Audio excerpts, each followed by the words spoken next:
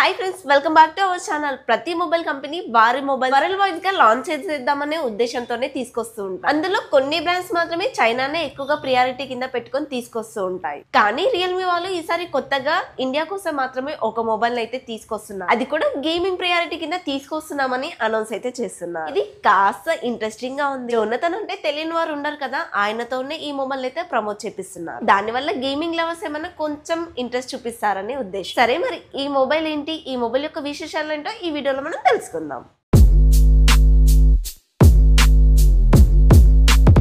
Hi hello friends, welcome to our channel Priyanka tech news. ఈ రోజు ఈ వీడియోలో వచ్చేసి మనం రియల్మీ P3 Pro మొబైల్ కి సంబంధించిన లీక్ అయిన స్పెసిఫికేషన్స్ తో పాటు డిజైన్ గురించి కూడా మాట్లాడుకుందాం. రియల్మీ వాళ్ళైతే ఈ మధ్య ఎక్కువగా గేమింగ్ కూడా ప్రియారిటీ కింద మొబైల్స్ తీసుకొస్తున్నారు. ఆ ప్రియారిటీ కింద వచ్చిన మొబైల్ రియల్మీ నార్జో 70 టర్బో ఇంకా రియల్మీ P1 స్పీడ్. ఆ రెండు మొబైల్స్ అయితే 15,000 నుంచి 17,000 మధ్యలో అయితే తీసుకొచ్చారు. ఈ మొబైల్ రియల్మీ P3 Pro వచ్చేసి 20,000 పైన అయితే తీసుకొస్తున్నారు. 20,000 పైన తీసుకొస్తున్న ఈ మొబైల్ యొక్క స్పెసిఫికేషన్స్ మరి ఏ విధంగా ఉన్నాయో ఈ వీడియోలో తెలుసుకుందాం. ఈ మొబైల్ యొక్క లీక్ అయిన స్పెసిఫికేషన్స్ తో పాటు నేను డీకోడ్ చేసిన ఈ మొబైల్ యొక్క డిజైన్ గురించి తెలుసుకునే ముందు మన ఛానల్ ని కొత్తగా ఎవరైనా చూస్తున్నట్లయితే ప్లీజ్ సబ్స్క్రైబ్ చేసుకోండి.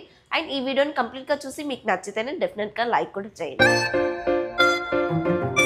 ఈ మొబైల్ కి సంబంధించిన డిస్ప్లే కూడా వీళ్ళైతే ఒక దగ్గర లీక్ అయితే చేశారు. క్వాడ్ కర్వ్డ్ డిస్ప్లే తోనే వస్తుంది. రియల్మీ 14 Pro లో చూసాం కదా, అదే రకమైన డిస్ప్లే అయితే ఈ మొబైల్ లో కూడా చూడబోతున్నాం.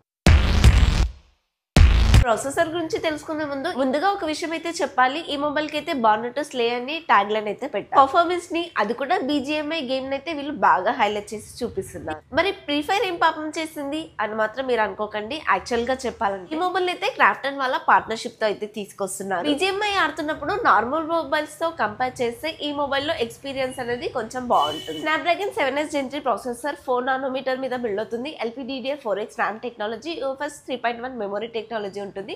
ఆన్లైన్ 15 మీద రన్ అవుతుంది. 2+ years అప్డేట్స్ అయితే ఇస్తారు. పర్ఫార్మెన్స్ పర్ఫెక్టెడ్ ఫర్ ఇండియా అనే ట్యాగ్ లైన్స్ అయితే కనిపిస్తున్నాయి. సింపుల్ అండి. గేమింగ్ లో ఈ మొబైల్ అయితే ఖచ్చితంగా ఒక ఇంపాక్ట్ అయితే క్రియేట్ చేస్తుంది. ఈ మొబైల్ అయితే Android లో 8,40,000 వరకు స్కోర్ అయితే చేసింది. బిగ్ బై స్కోర్ వచ్చేసి సింగిల్ కోర్ లో 1163 చేస్తే, మల్టీ కోర్ లో వచ్చేసి 3163 స్కోర్ అయితే చేసింది. కోర్స్ పరంగా అయితే చాలా బెటర్ గానే కనిపిస్తుంది. కానీ గేమింగ్ కోసం అయితే దీనికన్నా మంచి మొబైల్స్ పోకోలో కూడా ఉన్నాయి. కానీ వీళ్ళు ఏంటంటే క్రాఫ్టన్ తో కొలాబ్ అయి వస్తున్నాం కాబట్టి Antutu స్కోర్ తక్కువ ఉన్నప్పటికీ కూడా గేమ్ ప్లే బాగుంటుందని చెప్పడానికి ట్రై చేస్తుంది. ఇదే 23-25 వేల రూపాయల బడ్జెట్ లో పోకో X6 Pro F6 13 లక్షల నుంచి 15 లక్షల వరకు అయితే స్కోర్ చేస్తాయి. సో దీంతో పోలిస్తే అవైతే చాలా ఎక్కువ. అని రియల్మీ P3 Pro లో AI powered GT Boost gaming technology ఉందని చెప్తున్నారు. అలాగే దీంట్లో మనకి AI ultra study frame, hyper response engine, AI ultra touch control, AI motion control ఇలాంటి AI ఫీచర్స్ ఉండడం వల్ల గేమ్ స్టేబుల్ గా ఉండడంతో పాటు స్మూత్ గా కూడా ఉంటుంది. ఓవరాల్ గా ఈ మొబైల్ లో ఏ ఫీచర్స్ అన్ని కూడా గేమింగ్ మీద ఎక్కువ వాడినట్టుగా తెలుస్తుంది. 6050 mm²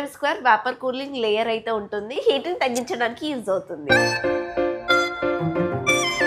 బ్యాక్ సైడ్ డిజైన్ చూసుకున్నట్లయితే రియల్మీ 14 Pro లో బ్యాక్ సైడ్ డిజైన్ ఏ విధంగా ఉందో దానిలాగానే ఉంటుంది. చేంజ్ ఏంటంటే కెమెరాలో ట్రిపుల్ ఫ్లాష్ లైట్ ఉంది కదా, ఆ ఫ్లాష్ లైట్ మూడుని కూడా తీసేసి కెమెరాలో కూడా 2 కెమెరాస్ ఉంచి ఒక కెమెరాని తొలగించేసి ఆ కెమెరా ప్లేస్ లో 2 ఫ్లాష్ లైట్ ని అమర్చారు. అది కూడా చూడడానికి ఆర్ఆర్ లైట్ లాగా కనిపిస్తుంది, కానీ ఆర్ఆర్ లైట్ అయితే కాదు, డ్యూయల్ టోన్ ఫ్లాష్ లైట్ మాత్రమే. అదర్వైజ్ బ్యాక్ సైడ్ డిజైన్ అంతా కూడా రియల్మీ 14 Pro లాగానే కనిపిస్తుంది. ఇన్ కెమెరా మాత్రం 50 MP వాడినట్టుగా అయితే తెలుస్తుంది. సెకండరీ కెమెరా అయితే చాలా చిన్నగా కనిపిస్తుంది. నేను అనుకునేది ఏంటంటే 2 MP వాడారేమో అనిపిస్తుంది, లేదంటే అల్ట్రావైడ్ సెన్సార్ గా వాడారని అనిపిస్తుంది. ఫిష్ ఐ లాగా ఉంటుంది కాబట్టి సెన్సార్ అనేది చాలా చిన్నగా కనిపిస్తుంది. ఫ్రంట్ కెమెరా అయితే 16 MP అని అంటున్నారు. కొంతమంది వచ్చేసి 32 MP అని కూడా అంటున్నారు. 18 కి ఎలాగో లాంచింగ్ ఉంది కదా, దానికన్నా ముందుగానే మరొక వీడియో చేయడానికి అయితే నేను మోస్ట్లీ ట్రై చేస్తాను.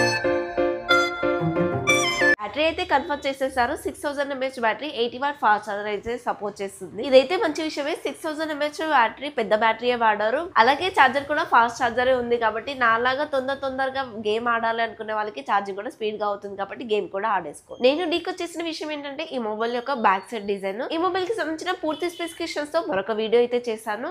అప్పుడు చెప్తాను ఈ మొబైల్ వర్తియా కాదా అని చెప్పి. నా విషయం పక్కన పెట్టేస్తే ఈ మొబైల్ యొక్క స్పెసిఫికేషన్ చూసిన తర్వాత ఈ మొబైల్ 20,000 నుంచి 25,000 మధ్యలో పెడితే వర్త్ అంటారా కాదంటారా? ఓకే ఫ్రెండ్స్, ఈ వీడియోకి అయితే ఈ వీడియో అయితే మీకు నచ్చిందని అనుకుంటున్నాను. ఈ వీడియో కనుక మీకు నచ్చినట్లయితే ప్లీజ్ లైక్ చేయండి, మన ఛానల్ ని సబ్స్క్రైబ్ చేసుకోండి. నెక్స్ట్ వీడియోలో మళ్ళీ కలుద్దాం. అంటే బై బై. ఈ మధ్య మన ఛానల్లో అయితే చాలా వ్యూస్ అయితే తగ్గిపోయాయి. సో చూస్తున్న ప్రతి ఒక్కరు కూడా ప్లీజ్ వీలైనంతగా లైక్ చేయడానికి అయితే ట్రై చేయండి.